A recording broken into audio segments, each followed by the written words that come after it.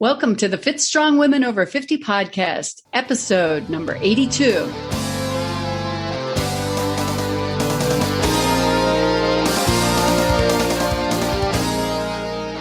Welcome. I'm Chris. Thank you for joining us. And I'm Jill. Chris and I are your hosts for this podcast and the founders of the Becoming Elli community. As the legend goes, Elli was the Norse goddess of aging who beat Thor in a wrestling match. We decided to name our community after her because we were inspired to be more like Elli. You can find out more about the Becoming Elli community and this podcast at our website, becomingelli.com. And Elli is spelled E-L-L-I. Be sure to sign up for our newsletter while you're there. That way you'll know about new episodes and anything else that's new in our world. Today's episode is a great talk about food and nutrition and being healthy. Yes, we're talking to Kristin Kirkpatrick today. She shares a lot of information with us. I think you'll enjoy hearing what she has to say. Let's go to the podcast. Kristin Kirkpatrick is president of KAK Consulting, LLC, and a dietitian and consultant of wellness nutrition services at the Cleveland Clinic Wellness Institute in Cleveland, Ohio. She is a best-selling author, an experienced presenter, and an award-winning dietitian. Kristin has been seen on both local and national shows such as The Today Show, NBC Nightly News, and The Dr. Oz Show. She has contributed to several national newspapers and magazines, such as the New York Times, Wall Street Journal, Time, and Runner's World. The Huffington Post named Kristin one of 35 diet and nutrition experts you need to follow on Twitter. In December 2017, Kristin's show, The New Rules of Food, aired nationally on PBS. Kristin is the author of Skinny Liver, a proven program to prevent and reverse the new silent epidemic, fatty liver disease. I'm really excited to have Kristin on the podcast today. I first met her at the Wellness Institute at the Cleveland Clinic when I participated in a How to Eat Based on Your Genes program. Thank you, Kristin, for talking with us today. Oh, it's my pleasure and honor. Thank you for having me on your show. Since I brought up the whole genome program, we might as well start there. What does it mean to actually base your eating on your genes, and how does that work? And really good place to start, because I think in this environment of nutrition and diet information and misinformation, oftentimes I think the best place to start is really looking at what's the most personalized approach. So nutrigenomics is the study of how our genetics interact with our lifestyle choices, very specific to looking at exercise and dietary choices. So within nutrigenomics, for example, you might be able to find out, do you do better on a low protein diet or a high protein diet if you're interested in weight loss? You may also be able to find out, okay, maybe I'm eating a lot of greens, but I don't metabolize folate as well as I thought I did. So I think it provides a really nice snapshot of being able to determine, okay, yeah, there's no one size fits all in terms of how we should structure our dietary pattern, but we can go a step further and really kind of look at our genetic profile and what that means for success in getting the best nutrients, in being able to lose weight in order to maintain weight. What kind of exercise should I do? So I think that for me, I think it really is the wave of the future because of the fact that there is such misinformation about nutrition, and really people are confused on what's the right diet, right? What does the right diet look like? So if we're confused on that, let's just start as personalized as possible. That's great. I find that quite interesting. And I was wondering if our listeners wanted to do something like this, what's the best way to do that? I mean, how do you pick a company that can analyze your genes? Yeah, well, that's a great question. And the thing is that the companies are all relatively different in terms of how they structure the analysis and the reporting. The genes in and of themselves are pretty much the same because there's only so much that has been discovered so far in genomics related to nutrigenomics. But in terms of the genes, I work specifically with a company called Gene Food right now. Cleveland Clinic uses Nutrigenomics. And so I think, the best place to start is to find people like me or large institutions that have worked with these companies, already done the vetting, and determined that they are providing good, sound science. And more importantly, perhaps, Chris, is good recommendations for the consumer based on that analysis. I know I get a lot of ads for different companies doing this. So it does get a little confusing figuring out who just wants my money and who actually has something of value to say. Right. Who's got something of value to say? And what consumers need to find out as well, like one of the questions they need to ask is, how is their data being stored? We are talking about genetic testing, and that can make people just off the bat feel a little bit uneasy. So if I'm going to give you my data, I'm going to give you my saliva, which is my entire genetic profile. Where's it going? Where's it going to be stored? And so I think those are important questions as well, as what happens to the sample after I'm providing it. Oh, good point. Yes. Yeah, that's something people don't necessarily think of. You think of more of what services are going to be provided, and will I be able to understand what that means and actually have something actionable? But you're right. You want to know how it's going to be stored, used, and is it secure? Exactly. Yes. Most of our listeners, as you probably realize, are women over the age of 50. And we deal with a variety of health issues, but all of us want to be healthy and active. What advice would you give us about eating? Jill, my main population, when I go and present and I talk to people and people say, tell me a little bit about your patient base. The majority of my patients, and who I really love seeing, are postmenopausal women, and women typically over the age of 40. I'm 45 years old myself, and I've noticed just anecdotally things that have been a lot more hard to control and to change after the age of 40. It's like I woke up on my 45th birthday and it's like, I feel like I'm eating nothing, and why can I not lose weight? So I think there are very unique challenges and perspectives that come with that population. So if you go 50 and above, you might be looking at postmenopausal, perimenopausal, premenopausal. And so what we have here is sometimes we have a little bit of difficulty with regulation of blood sugar, and that comes from hormonal differences and difficulties with insulin. So a lot of times when I'm working with a woman over the age of 50, we do jump straight into looking at some fasting approaches. And within those fasting approaches, we then look at the more specifics of, well, what does the diet look like in terms of the fasting approach that we're choosing? It seems to be something that's beneficial. Number one, we've got plenty of evidence-based data on this. So we have plenty of studies showing that different types of fasting helps with metabolic panel, helps with weight, helps with fat loss. Women over 50 in particular really struggle with fat loss. So, just the joke I made is actually not a joke at all. These women that would wake up and say, well, I didn't have a belly my entire life and now I have one, right? And I just woke up with it. So I think the belly fat component is really important. It's something I struggle with myself. And so fasting seems to be a really great place to start the conversation. When you talk about fasting, do you mean like intermittent fasting or? Yeah. So there's different types of fasting that you can look at, but I am looking at that intermittent fasting approach. And within that approach, Chris and Jill, there are two different components that have been the most popular and the most studied. The first is called the 5-2 effect.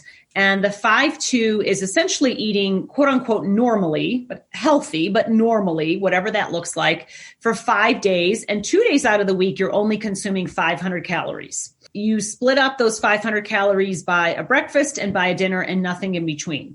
So that's the 5-2 approach. The other approach, and the approach that I do personally, is called time-restricted eating.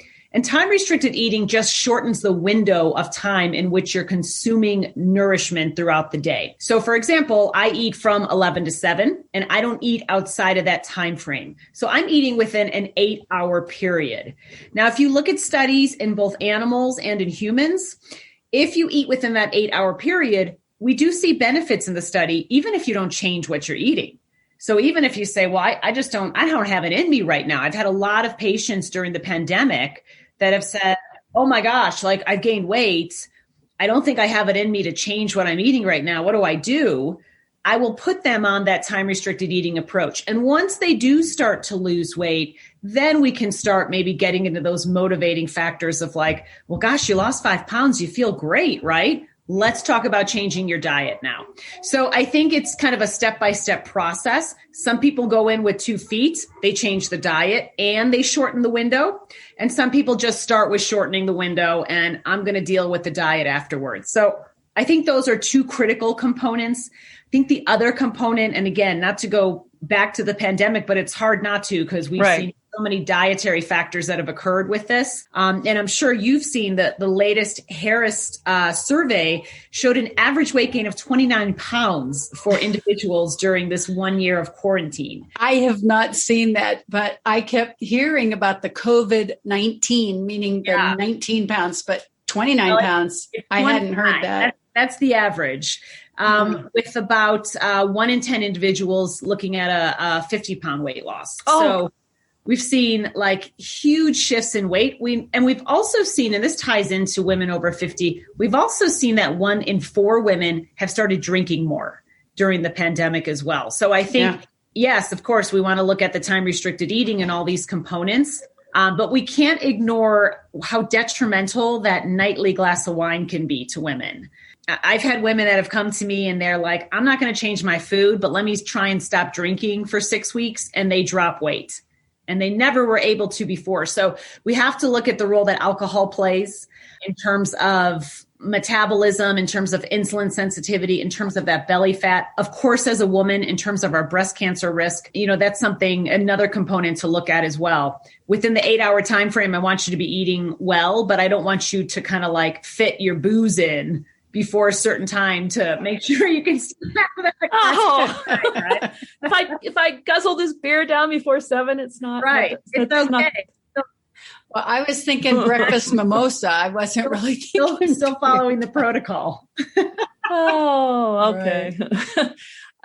That's one of the things I wondered about, was where alcohol fits in with all of this.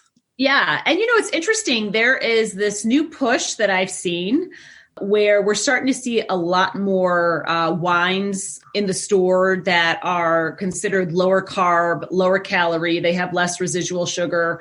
And really, the market has exploded just in the last month. So we've had kind of lower calorie alcoholic seltzers and things like that have been on the market and very popular for a while. And now kind of the wine industry is getting in that as well. The beer is too. I've noticed a lot of new beers out, not to keep bringing up the beer, but a lot of beers in the store now that are advertising lower carb, lower calorie, lower alcohol, but they still have alcohol. And multiple breweries are putting those out.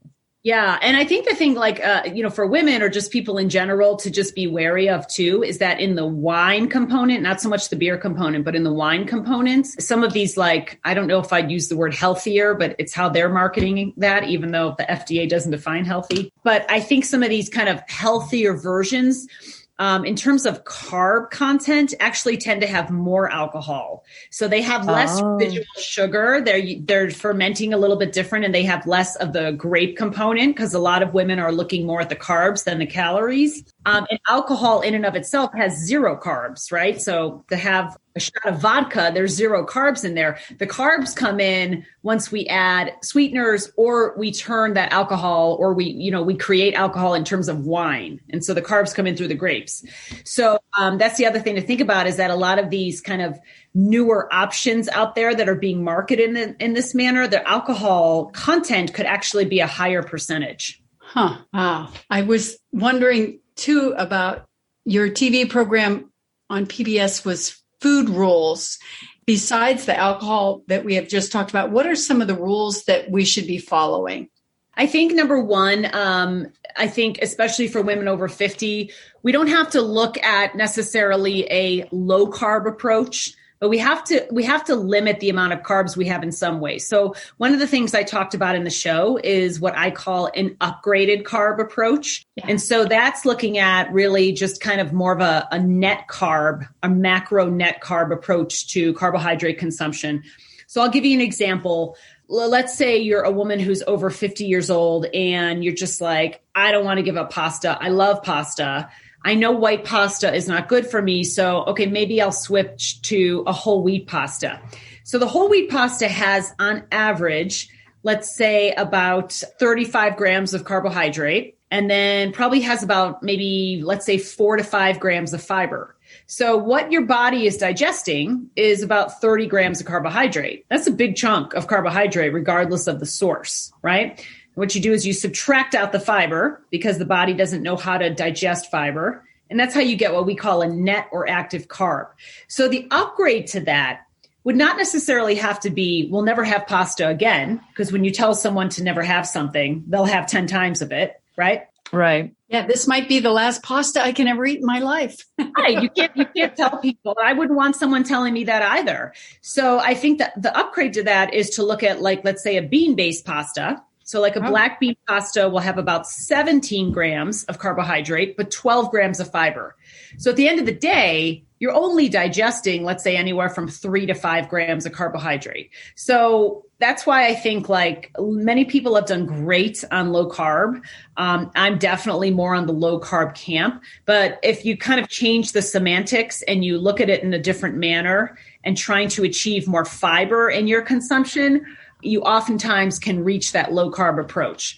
So I think that was a big piece that I talked about. Obviously, I mean, most people at this point are aware that added sugars are going to be really detrimental. I think where some confusion comes in is people would say, well, oh no, I don't have any added sugars during the day. I just use honey, or I just use like maple syrup. So even though those are naturally occurring, and they are not included in the nutrition facts label as an added sugar, I consider it an added sugar, right? Anything that's going to increase your insulin and your blood sugar, that's an added sugar. So, just trying to get around that. How do we look at being able to fit within the cravings that we have, but not having a huge impact on blood sugar and insulin? So again, if we look at the market and what's been very popular, we do see this, this surge of products with erythritol and monk fruit, stevia, some of these non-nutritive sweeteners that are not Splenda or Equal, which, we have some studies showing that those could be detrimental for weight.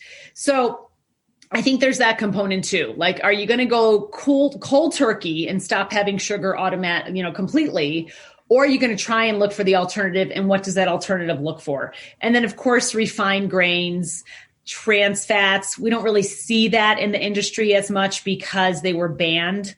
But you still could get trans fat in terms of full fat dairy. And then, of course, red meat. And I think those have trans fats in them. Yeah. Naturally occurring trans fats. Yeah. So the trans fats that were banned were the ones that were synthetically made. So, those fats that they added, hydrogenation or hydrogen to it. So I think that's a big component as well. And I think there's still I don't know if it's confusion or I don't know what it is, but I still have plenty of patients over the age of 50 that are like, oh yeah, I'm basically dousing everything in coconut oil because I heard it's so good for you. It can help with fat loss. And we don't have any studies to show that. And coconut oil can negatively impact your risk for heart disease. And as we all know, talking today, heart disease is one of the number one killers for women. So I think, yes, we want to manage our weight. So coconut oil is not good. Is that what I'm hearing? I would say it's not. I mean, it's definitely nowhere in the same camp as olive oil or avocado oil. But coconut oil is a saturated fat. It has more saturated fat than butter, in fact. And so, we have very few studies showing that coconut oil is like the secret weapon we've all been missing in our diets, right? I think that I heard something about olive oil when you cook with it. it's not good if you do the higher heat, so you should use coconut oil. And I think in my mind, that's where coconut oil got this wonderful, use kind of thing. Yeah, just looking at the smoke point. And of course, saturated fats have a higher smoke point. You can also achieve a little bit of higher heat cooking with avocado oil. So now there are some blends of avocado and olive. But again, like I always take a step back and go back to the roots of what we're doing to begin with. Yes. High heat cooking is not really a great idea to begin with, right? So yes, you can roast your vegetables and you can do those types of things. But if the thought process is, I want to fry something or something like that, any kind of oil will turn from good to bad in the higher heat setting on a longer setting. So we have to be careful about that as well. I think light sauteing, things like that, be really beneficial. But once we get into super high heat cooking, it can start to degrade some of the fats. I think you mentioned something besides the olive oil. You said a different oil, and I didn't hear what you said. Avocado. Oh, okay. Yeah. Because it has a higher smoke point than olive oil. Yeah. So if you're going to roast broccoli, for example, then some of those olive oil, avocado blends, there are some blends now. I just got one the other day at Costco. Those work really well for kind of roasting veggies and things like that you might do at the oven at a higher temperature. What about like vegetable oils, like the canola oil and sunflower oil? Yeah, I tend to stay to keep my patients away from vegetable oils. Some of them are really tainted, and some of them have more omega-6s. So that's, from the vegetable oil perspective, the omega-6 concentration sometimes can be a little higher. And that can lead to a higher increase of potentialness for inflammatory factors going on. Right. So there's that as well. So not to say you can never use it, not to say, I never use canola oil, but I would say, olive oil it's going to be hard to find something more perfect than olive oil. The Consumer Lab, which is a watchdog group, which is great. They're really, very evidence-based, very good.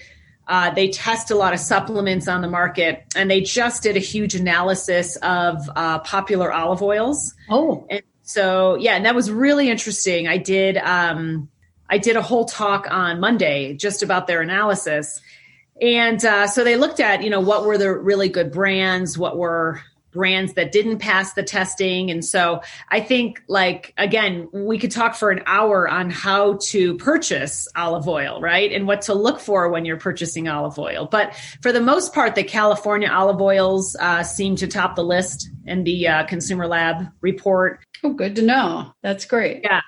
Yeah. Do you have any advice on reading food labels? We do have listeners all over the world. So some of this about our food labels might not apply to everyone, but I think probably everyone gets some sort of nutritional information. Yeah. And I think regardless of where you're listening from, everyone's going to have an ingredient list, and that's where we need to start. So we need to start with the ingredient list and see what the ingredients look like. The first 3 ingredients should be as nutrient dense as possible and as whole food based as possible. The less ingredients there are in a product, the more whole food based it most likely is. If you can't understand or you don't recognize an ingredient in a label, probably maybe not something you want to get to begin with.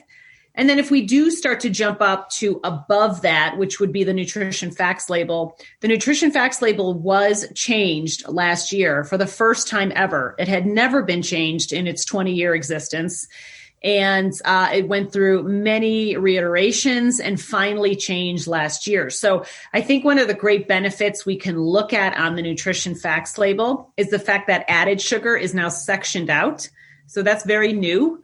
So now if we get, let's say, a fruit flavored yogurt, we can determine, okay, now I know how much is coming in naturally from the lactose and how much is being added in from added sugar. And you weren't able to determine that last time. It was just all clumped into one. So I think kind of that's the next place I would look at. Look at the added sugars, look at the fiber, look at the protein. I actually would look at calories last. I feel like when we focus so much on calories, we lose sight of quality and we start obsessing over quantity. So a low calorie diet means nothing to me if all those calories come from ultra processed food and crud, and that doesn't matter to me. So if you have more calories, but it's coming from really healthy whole foods, that means a lot more to me. So calories for me is the last thing I would look at. I would look at that fiber, the added sugars, etc. Do you have a certain dietary plan that you recommend? I mean, we talked a little bit about intermittent fasting or the 5-2 fasting, time restricted, or do you think we should be eating? And you said a little bit about high carb and low carb. I've also heard it called simple carbs and complex carbs. But then there's also the vegan and the paleo or dairy, non-dairy. Do you have other thoughts about that? No, yeah. Right. There's as many diets as there are people walking on the earth, and, lots of misinformation out there. So for me, given that I am middle-aged and most of my patients are middle-aged to older than that, I do go more towards low carb. But when I go more towards low carb, I stick with more of a Mediterranean approach. Okay. So I look more Mediterranean-like. So let's say fish, some chicken, very, very small amounts of red meat. In fact, I don't even think I would ever have red meat if my husband didn't demand it in the house like once a month. So there's that component. And then just making sure I'm getting a lot of color, right? So when people say, well, break down the easiest thing for me to change, get more color in your diet. If we look at studies looking at the microbiome and the gut-brain axis and how that impacts weight, how that impacts our mental health, specifically depression and anxiety, we know that a healthy microbiome can really go far in all of those factors: mental health, disease prevention, weight management. So a healthy microbiome is achieved by many things, but one of them is getting a lot of variety. So if you're going to say, oh, I want to be healthy, so I'm just going to eat a bunch of kale now.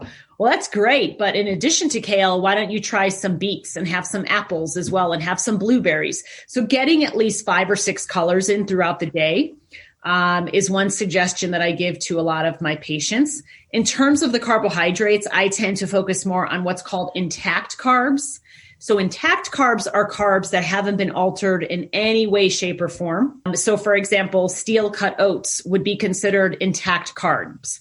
Let's see, what else? Buckwheat is an intact carb. Teff, spelt, brown rice, all intact carbs. So when do they become non-intact? When they're placed or altered in some way to form a product. So I'd rather have brown rice than brown rice bread, right? So the more intact, the more closer to the farm. That's the approach I'm going to take with that. From a fats perspective, very heavy on the Mediterranean diet approach is nuts and seeds. And we've also found a lot of benefit to cognitive health. Again, after the age of 50, we should always be focusing on cognitive health. But when you're in your 20s, you never think your brain's going to be different than it is right then and there. Right? Oh, that's true. Right. And your body. Your body, your brain. I don't have to worry about that, right? I think from that perspective, like we have to, as women, we have to protect our heart, and whatever protects our heart also protects our brain.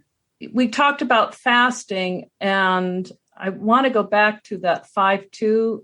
And you said that's 5 days of normal eating, whatever normal is for a person, and then 2 days of 500 calories. And you split. So that's not like just one big meal of 500 calories. You actually split it between a breakfast and a dinner. You split it between a breakfast and dinner. You don't have to, but it seems to be more achievable if you do it splitting between 2 meals. Now, I've had my female patients do both. I have had a few patients that say, okay, on Monday and Thursday, I'm going to do my 500 calorie day, and I'm just going to have a 500 calorie dinner. And that's it.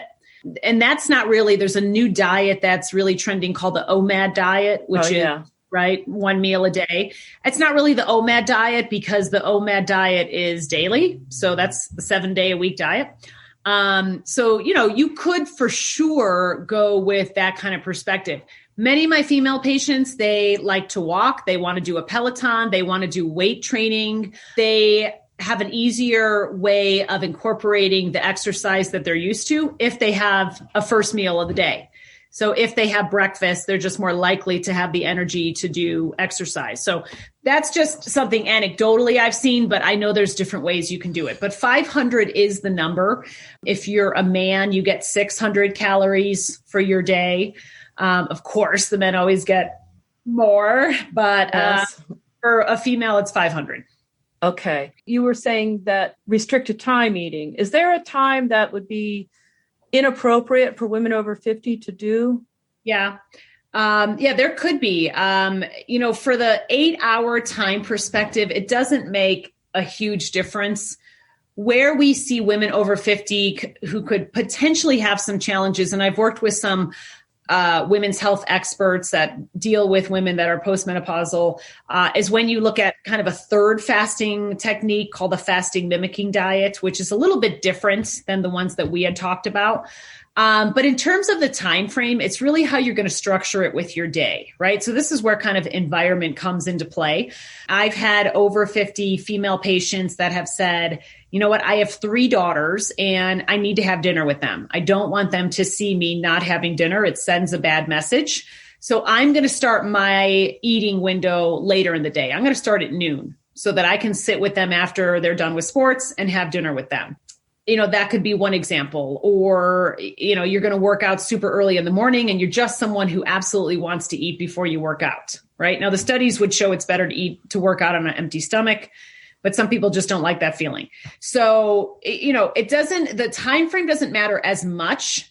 What matters, I think, more importantly, is the contraindications of the populations that shouldn't try this. So a type 1 diabetic, that could be really difficult. I've had some women that say, the time restricted eating is okay. And then when I get into my menstrual cycle, which is completely irregular and my hormones are all over the place for a week, I can't do it. I'm just feeling faint all the time. So I think it boils down to listening to your body and knowing, am I a candidate or not? If you're someone who has hypertension and you're on blood pressure medication, might want to talk to your doctor before you try some sort of fasting technique, right? If you go on low calorie diets, your blood pressure is going to go down. And so if you're already taking medication with that blood pressure, you don't want it to go down significantly where you're dizzy and you fall over and you hit your head. Right. So I think those are all things to consider, is your general state of health before you determine, okay, that's my window. Now, I do 8 hours and many studies show 8 hours, but there are some studies. There was a British study that showed that you can go a lot less aggressive. This one study, I think it was the British Medical Journal last year, had shown that if you simply eat breakfast 90 minutes later and have dinner 90 minutes earlier, that in and of itself can have some really great benefits, both to metabolic health and to weight management. And so that could be a lot more in terms of the frequency than 8 hours. That could be 10 hours. It could be 11, depending on where you started. So maybe just shortening the time, or maybe just saying, okay, I'm not going to eat first thing in the morning unless I'm on thyroid medication or something like that. Right. Right. I saw on your social media that you're leading I think it's Prolon fasting program. Yes. Is that right? And what is Prolon fasting and how's it different than just regular fasting?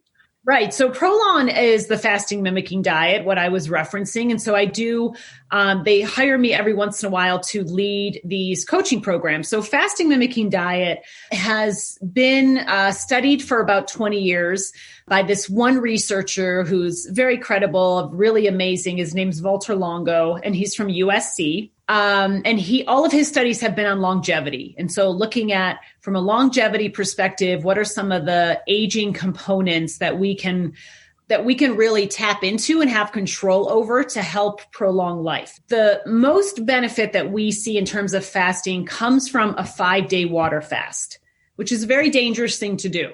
Right? I would never ask my patients, have a 5-day water fast. The electrolytes will go out of whack. That's just what I was thinking. Yeah. Right. It's awful, right? But it has the most benefits. So if we're just looking at benefits, what happens with the cellular regeneration and rejuvenation during those 5 days is incredible. So what Dr. Longo looked at in his lab for these 2 decades was, well, how do we find an approach where someone is still nourished, they're still getting the electrolytes, they're still getting the nutrients they need, but the body is tricked into thinking it's not eating anything. So that's the fasting mimicking diet. And his research is very strong, both in humans and in animals. And so the fasting mimicking diet is essentially a 5-day program. Your body thinks it's in a fast, and it goes through different phases. It goes through, okay, I'm getting ready to go into fat burning. On day 3 and 4, you're in something called autophagy, which is cellular turnover. And you can't reach autophagy unless you're doing a water fast or certain types of exercise. And so it's a very short-term approach. It's 5 days, but it's an aggressive one, right? I mean, the reason they started having me coach these individuals is because for some people, especially the newbies, it's hard to do it alone. By day 4, you want to throw in the towel. So you're still getting food. The first day has, I want to say, about 1,100 calories. So that day's easy. And then it goes down to about 700 for days 2 through 5. That becomes challenging. You can't have coffee during that time. But there's a lot of great benefits. So I have seen some huge benefit for the postmenopausal, let's say over 50 women that have done the fasting mimicking diets and stayed in touch with me afterwards. Right? So they did it. The whole purpose of FMD is to go into autophagy. The purpose is not weight loss, but to use a really horrible pun, I always say that weight loss is like the whipped cream on top of the sundae, right? So weight loss does occur, right? It does occur. But, from the perspective of you lose the weight, that's a guarantee. But when I'm working with women over 50, I want them to keep the weight off. They're never going to keep off all the weight they'll lose in that 5-day period because some of it's going to be water. They are going to be able to keep off at least 5 to 6 pounds based on what they do afterwards. So it's, for me, when I'm working with them, a lot of these female patients, they'll do FMD, they'll do the fasting mimicking diet for 5 days. Then they will transition into time restricted eating after that. I have about probably 40 to 50 women right now, all over the age of 50, that are going through 3 rounds of Prolon. So they're doing it once a month. I've had some of these women lose some of these women are on like round 3. So at least up to like 15 pounds at this point, which can be really hard. In a month. And not in a month. They're doing 3 consecutive months. So they're 3 consecutive. Okay, I missed that. Sorry. So 1 week on month 1, month 2 comes in, they're doing a week. Month 3 comes in, they're doing a week. So for the females that I'm following, many of them have lost and kept off about 15 pounds. And they're just about April 25th is going to be their last month. So they'll start their next session on the 26th. And they'll probably lose another 5 pounds at that point. Wow. And I assume that it also improves some of their health markers. Yeah. Not everyone has had their lipid panel taken, but some of the people that I'm working with, they've been wearing continuous glucose monitors. That's becoming very popular. And so their blood sugar has become more stable. Some of them have taken their lipid panel and their LDL has improved. Yeah, there's definitely some benefits that I've seen. All those things are great, right? We want all those numbers to improve. But really, like, if you can have more energy and you feel good and you feel more confident about yourself, I think that's just as powerful as those numbers. Oh, definitely. Yes. One of your books is called The Skinny Liver, a proven program to prevent and reverse the silent epidemic, fatty liver disease. So can we talk a little bit about fatty liver disease? How do we know if we have it? Mm-hmm. What are the, signs, that type of thing? Well, there's no signs in the beginning. So that's why I wanted to write the book. But a huge chunk of the population has it. About a quarter of the population, I believe it's a quarter, has fatty liver disease. And fatty liver disease, the reason it's non-alcoholic is because it's created by overweight and obesity, poor diet, and has nothing to do with alcohol. So I think when we think of liver disease, we think, oh gosh, alcohol. But non-alcoholic fatty liver disease has nothing to do with alcohol consumption. So the liver is like the most underrated organ we have, right? We give so much clout to the heart and the brain and the GI system. Of course we should, but then we're like, oh yeah, I forgot I have the liver too. The liver has a lot to do with nutrient metabolism, with blood sugar management, with lipid management. It's very much an important organ for that. And the reason I wanted to have this book out is because a lot of people didn't do it. There were a million diet books on the market, and there weren't really a lot on non-alcoholic fatty liver disease. I was able to partner with one of the top hepatologists at Cleveland Clinic and shadow him for months and learn from him. That was pretty incredible. But, Jill, to your question, there are no signs in the beginning. So oftentimes we know or we suspect that there's non-alcoholic fatty liver disease because our liver enzymes are off. So ALT and AST are two liver enzymes that would be frequently taken when you're getting a complete metabolic profile. Right. So at your yearly exam, your ALT and your AST should show up in all of those. It's not something specialty ordered. So a lot of physicians will look at that and they'll say, okay, this is elevated a little bit. You're not an alcoholic. You are overweight or obese. You probably have non-alcoholic fatty liver disease. Some of the physicians I've worked with will go a step further and do an ultrasound. So you could do ultrasound as well. You could do biopsy, but obviously more invasive. So from the perspective of kind of figuring it out, oftentimes when I see someone who comes to me, they are, let's say, very overweight or obese or morbidly obese, I'm going to assume they've got it. I'm going to assume that they've already started to develop fat in their liver. So that's what non-alcoholic fatty liver disease is. A normal amount of fat is about 10%. So once you get over that 10% of the liver, now you've got that. And if it goes unchecked, if you don't lose the weight, if you don't make the changes, it can then form to fibrosis, which gets into scarring. And then the last stage is cirrhosis, and cirrhosis is non-reversible. So at that point, you need a liver transplant or you die. It takes a really long time to get to that point, which is why I think it's one of those conditions where we have this great opportunity to reverse it and change it. Even if we're in the fibrosis stage, there are still reversal methods in how we can really treat it. And how do you treat it? A Mediterranean diet has shown really good promise for non-alcoholic fatty liver disease, weight loss, right? So I hate to say it, but losing 5 to 10% of your weight, regardless of how you do it, is going to be beneficial. Weight loss tends to cure a lot of problems that we see in terms of cardiac risk, liver risk, things of that nature.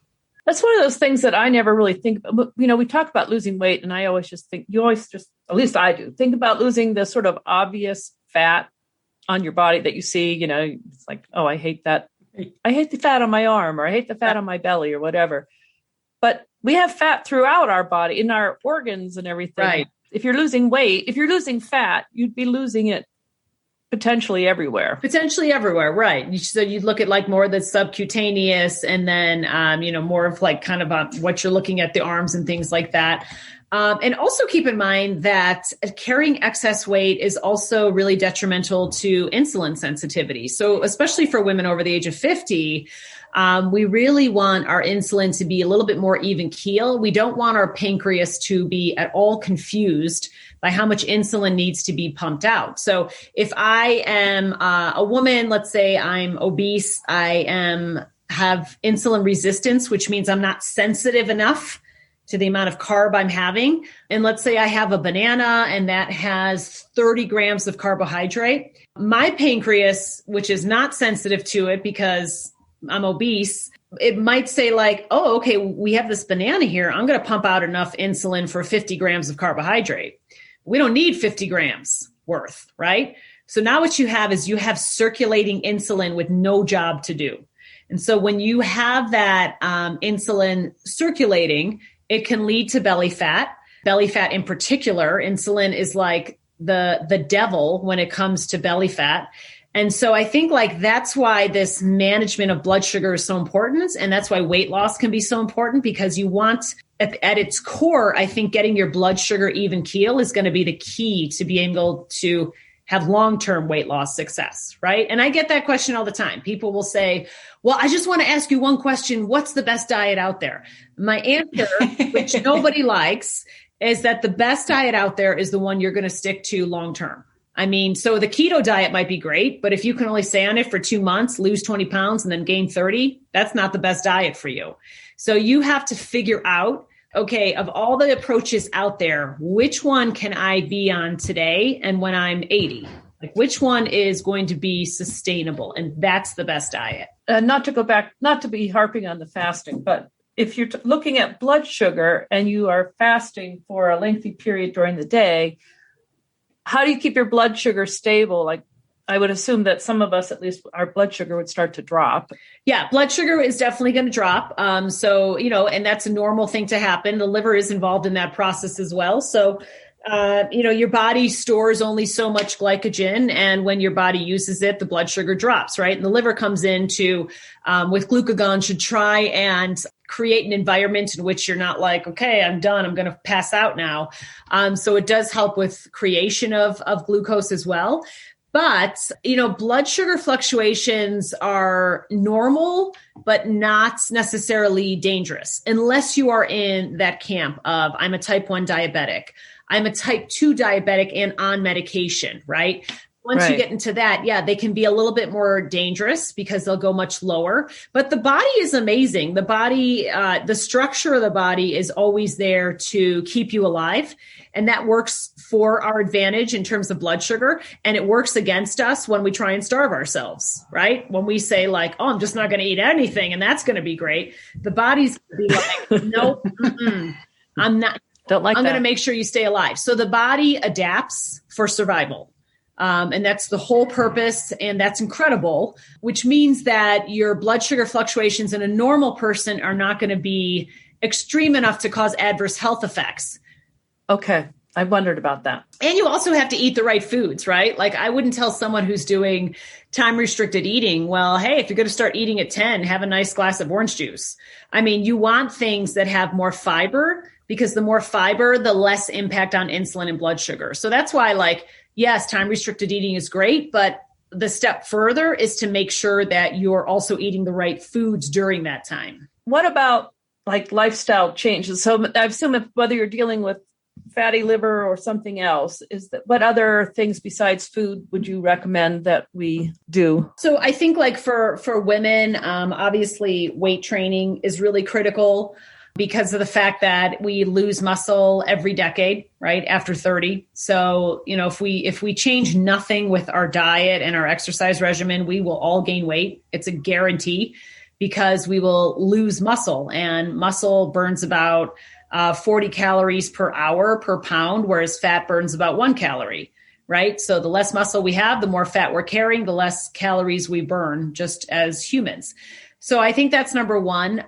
Yes, you can do aerobic and yes, you want your heart to be in great shape, but don't forget that building muscle and keeping muscle is going to be really critical. I also think there have been studies. I mean, I think sometimes we look at okay, I want to lose 20 pounds. So what is the diet? Well, the diet is only one component. Your stress management, your sleep, all of those things are going to impact your ability to be successful in weight loss. Cortisol increases also tinker with insulin levels as well. And so if you're not managing stress and you're stressed out all the time, it's going to be hard to lose weight. If you're not sleeping enough, it's going to be hard to lose weight. And then your environment, right? There was a really great JAMA study that came out at this point, it's probably 4 or 5 years ago. And the title of the study was that obesity was contagious. That if you are hanging out with people that might be overweight or obese, or let's say you're hanging out with people that are normal weight but have a horrible diet, you're more likely to fall into that realm as well. If you're a woman and you're married or you have a roommate and you want to go vegan, let's say that's your goal, but your roommate or spouse is a huge meat eater, good luck. Not going to happen. So those are things we have to look at as well. And again, I think as women, right? Here I am talking to you, I'm doing this podcast. I have 3 dogs. I got 2 kids downstairs screaming, we take on challenges that my husband doesn't have challenges with. He's in the other office with the door closed, wouldn't think twice about So I think we do take on a lot more in terms of, having that stress associated with all the other things that we're doing and trying to solve all the other problems. So I think I can tell you from my patients and for me, it's sometimes hard to sit back and be no, I'm going to have me time. I'm going to focus on my wellness. I'm going to focus on my stress because we're taking care of everybody else. So I think that can be a real challenge. And again, even if you're over the age of 50, right? I mean, I'm 45 and I have a 5-year-old. So women, we have much older moms today than we did back when I was a kid. So we're taking on more stress later in life. And that can really have a negative impact on our weight. So I think we can't have the tunnel vision of like, oh, okay, well, I got to lose 20 pounds. So I'm just going to, cut calories and that's going to solve it. It's probably not. Right. So you have to look at it not as that vacuum, but more of kind of a spectrum of wellness, right? What are the main components? And of those components, what can I change today and what can I not change today? Maybe you can't even touch the stress, or maybe the sleep part is going to be really hard to do. So figuring out what's actually modifiable, and then of those modifiable factors, what can I really focus on that's all about me? Because if we're sick, we obviously can't care for the people that we love. But you also can't escape that you have family, and you can't change those things. You can't say, boy, my family's stressing me out. Yeah, you can't change those things. And it's like, and you still want to be normal, right? I think sometimes women are like, we still want to be normal. Like last night when I was done eating, I started taking like buttered tortellini out of my 5-year-old's bowl that he didn't finish. So it's like, right. It still is calling to you, right, even though you know, right? And that's just mindless, right? So I think it's harder for us sometimes when we have so much around us to be more mindful, actually take a few breaths, to sit down, to have dinner, to not have the TV on, to not have chaos around us, and really kind of embrace the meal and embrace the moment. That's a little bit more difficult for women. Yeah. Yeah. Well, we touched earlier on the non-alcoholic fatty liver, but also just in general, having drinks, about alcohol. We probably know we should not drink, but realistically, it's fun to get together with friends and have a drink or two when, we're relaxing. With women that are over 50, what's your thoughts about alcohol, even if we don't have a fatty liver? Because if 25% of the people have it, then 75% of the people don't. But what do you think about alcohol? Well, let's say 25% are diagnosed. Let's say that. Diagnosed. Okay. Probably more happy than they think. I think it's fine to drink. I think that having alcohol can be part of one of the pleasures of life. For women in particular, though, once we go over the recommended daily amount, and I still think daily is too much, but that's me. According to the American Heart Association, that's 5-ounce glass of wine or 12-ounce beer or 1.5-ounce spirit. So that is the recommendation for women. And just think about it. I mean, it makes perfect sense, right? I tell my female patients, and I'm guilty of this as well, right? When you go to pour a wine, no one's putting it in a measuring cup and then sticking it in the wine glass, right? So what I tell them is like, really try and get back to what that amount looks like, what that portion control looks like. And maybe just for a few times, do measure it, put it in the wine glass so you can get an eyeball of what that looks like, right? So I think sticking to the one drink is important, but very challenging to do, especially if you're in a social setting. And again, going back to the latest survey on the pandemic, drinking has gone up considerably. So I think drinking is fine. We just don't want, and there could be benefits too, right? I mean, the data right now is pretty mixed, the benefits for the risk versus reward. But there are benefits that we've seen in alcohol. But for women, it's a slippery slope because you've got the benefits. And then if you go over that amount, then you run into the risk, especially of breast cancer, ovarian cancers, for women in particular. Sometimes I hate that phrase, everything in moderation, because it's like, yeah, of course, everyone knows that, right? Like everything's going to be okay in moderation. But I think if we were to attach that phrase to anything, alcohol would probably be the most appropriate place. You said 5 ounces of wine? 5-ounce glass of wine. Little tiny amount. Yeah. It doesn't seem like. Talk about like measuring things. I was making tea in my teapot.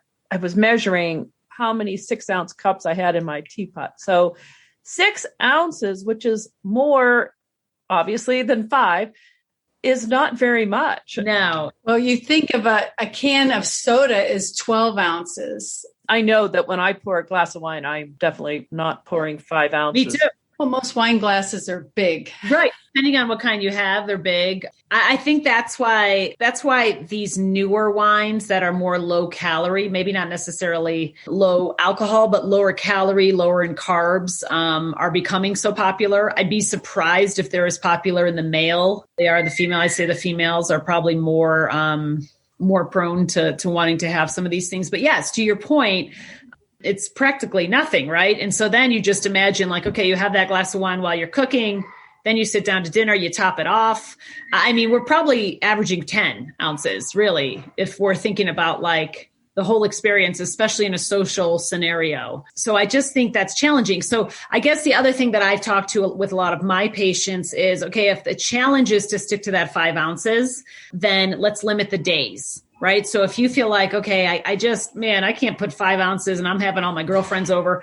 Well, what night are you having your girlfriends over? Let's maybe you can focus on having a nice time that evening, but then maybe you only have a glass of wine one other day that week and that's it. Right. So if you can't control it to that every day, then let's change the frequency as well. Okay, that makes sense. What advice would you give our listeners about what they can do to be as healthy as possible? Looking at all aspects of wellness. Right. So kind of some of the comments about not like getting in that vacuum, but like having plenty of plants, limiting the amount of meat that you're having, really focusing on fiber. Obviously, things like getting, your mammograms and things like that. Obviously, those things are just kind of things that we know. But I think maybe if we look at it at a very high level approach, your body already tells you that you're different than you were at 25. So that's the reminder. We already have that. But your mind has to realize that as well. So the way you eat, the decisions you make and how you're consuming food and what food you're consuming, that's going to have a different impact as well. Plus, we're getting later on in our life. I often joke that if you have a horrible diet at 18, it's not so bad because you got a lot of years to improve that, right? But once you get to 50, you really got to start focusing on, okay, I don't want to get the heart disease that I saw my mother die of. I don't want to get cancer. I don't want to get this. And you really have to kind of, tighten the belt a little bit. So how do you eat? Do you eat in a particular way? I know you've mentioned Mediterranean, but we've also talked a little bit about vegan, paleo, keto. Yeah. How would you say you eat? I'm definitely more Mediterranean approach. So I have very little red meats, but I don't limit animal proteins completely. I'm not vegan. I'd probably say I'm a little bit more vegetarian, but I've done nutrigenomics as well. So I know if I have food sensitivities and things like that. But I think for me, it's mainly about eating in that 8-hour time frame. And if I only have 8 hours to eat, I need to get the most bang for my nutritional buck. So I don't want to waste that time with any kind of food that's not going to give me benefit. I want to make sure that I'm getting enough nutrient density, not too much, right? Like Michael Pollan, who wrote The Omnivore's Dilemma, who's one of the best authors I've ever seen, often will say like the key to healthiness is eat food, mostly plants and not too much. Right. So that's true. Right. And he defines food as something that comes from nature, is fed from nature, and will eventually rot. So if I look at how I eat, I'm always trying to eat food. It doesn't happen all the time, but for the most part, I'm going to try and eat food 90% of the time. It's going to be mostly plants. And I think the key that I try and teach my patients that, I think has taken me 20 years to figure out myself is I eat until I'm no longer hungry and not till I am full, right? And that's very consistent with the blue zones. When you look at females in the blue zones, they eat to 80% fullness. So if you're a woman at any age, but especially after 50, and you ever feel fullness during the day, you've overfueled. You've given your body more than what you need. So I've definitely achieved that, but it took forever to figure out how to do that, right? I mean, I became a dietitian because I was an obese child. And like people will be like, oh, how long did it take you to lose the weight? And I'm like, oh, maybe 10 to 15 years. And then I'll let you know when I figured out how to keep it off. Right. So right. I'm still figuring that part out. Yeah, that is the hard part, isn't it? That's the hard part, right? So not to minimize how difficult it is to lose weight. Losing weight is difficult, but keeping it off is 10 times more difficult. Especially as you age and your body changes, and what worked last time doesn't work now. Exactly. And that's a great point you bring up, Chris, because it's like, yeah, what works in your 20s doesn't work in your 30s, and what works in your 30s doesn't work in your 40s. So I think like the eating till no longer hungry and not to fullness is really key. And it's helped me because it's like, that's a really hard thing to do. It's a really hard thing to do. When you eat something that tastes good, you want more of it. That's a very natural thing to do. Right. Or you might eat more because you're stressed or you're distracted. There's a whole bunch of reasons to do that. Or the restaurant gave you a plate that's for 3 people. Forget about restaurants. If you're going out to eat, like you're going to overeat. Definitely. So you have some really fantastic recipes on your website. But I wondered, do you have a go-to meal that you prepare on a busy day when, you get home and you need to cook something? Yeah. So my go-to meal, let me just say again, as women, we also often become like, we have shame when we don't do things perfectly, or we're not watching the Food Network and seeing them chop vegetables. I will buy all my vegetables already chopped. There you go, Chris. Yeah. Yes, we were talking about that. And I felt like such a cheater when I was doing that. Totally. I'm more likely to eat them. So my go-to is I take like a big bag of broccoli florets and a big bag of roasted Brussels sprouts. I roast it in the oven. So just shove it in the oven. Then I'll make quinoa, or I'll get a pouch of quinoa, right? And then I will put all those veggies on top of the quinoa. And I don't even follow a recipe for it, even though I have one on my website. But then I'll just take some tahini, some lemon juice. And again, lemon juice could come from a bottle, not an actual lemon that I just don't have in my house that day. And some like garlic powder or garlic oil, and just kind of mix it up a little bit like a tahini sauce. And I put that on top, and that's dinner. Oh, that sounds wonderful. Yeah, and it's great. And it doesn't take long, right? I mean, I'm not chopping anything. I'm sticking it in the oven. The thing that takes the longest is probably like making the tahini. And even that doesn't take long. Yeah. Great. Nice. Yeah. And a lot of that you can make ahead of time and just have it. Right. Yeah. So I think like helps me when, I'm running late. Absolutely. Yeah. You just have to look at what works, right? Like what's going to work. I know that if I have a big bag of Brussels sprouts in my fridge, I might not get to chopping them, and then they might go bad. But if I buy them already shaved or chopped up, I'm going to use them. Particularly on those busy weeks where you don't have time to think about half the things that you want to do. The food prep is usually what falls by the wayside for me. And, we know that food is obviously a big component of being healthy, but there's other things too. You mentioned, for instance, strength training. What do you recommend to your clients that they add to their lives to improve their health? Let's see. Well, I think first you have to look at what needs to be added, right? We all have different things that need to be added. But I just think like adding an appreciation for just getting outside and walking. Walking is pretty much something everyone can do. It's a great form of exercise. So if you have sunscreen and your skincare regimen for sun is very good, I think that that's something anyone can add, and you don't have to walk or run a marathon. So if you're someone who's really thinking like, I don't even know where to start and I have no time, well, you have 10 minutes to walk outside, to walk out of your house, to walk 5 minutes away, turn around and walk 5 minutes back. And then every day you can see if you can expand that. So I've heard so many stories of people that just start walking. And they start with 10 minutes and, within a year, they've lost 25 pounds and now they're walking 90 minutes. So I think starting is the add, right? Whether that's walking or whether that's having a vegetable. Maybe you're someone who just can't stand fruits or vegetables. So I think the starting is key, and then trying to stick with that for at least a 15-day period. Because if you stay with it for 15 days, you're more likely to stay with it much more long-term. Right. So where can our listeners find you online? My website, which is KristinKirkpatrick.com, Kristen spelled with an I. And then my Instagram, which is probably the social media platform where I'm on the most, is Fuel Well with Chrissy. So instead of Feel Well, it's nice. Fuel Well. And I do a lot of tips and put up recipes and things like that on that as well. We'll make sure we have links to both of those in our show notes. Awesome. Yeah. Thanks so much for talking with us today. This was very informative. I really enjoyed it. Thank you. It's been great. Yeah, me too. Thank you. Bye. All right. Bye-bye. Bye-bye. Well, I really liked some of Kristin's ideas. I know we all have different needs and things that work for us. Yes, and I also appreciated what she had to say about fasting. That is so popular right now. It's good to learn a little bit more about it. Yeah, we talk about it a lot, so I always feel like learning some more is a good idea. So if you're listening, let us know what you liked about today's talk.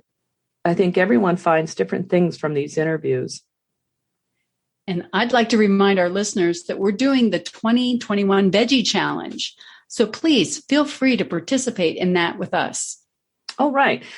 Let us know what you're doing about getting more vegetables into your day at our website or on any of our social media accounts. I'd love to hear about some of your favorite recipes.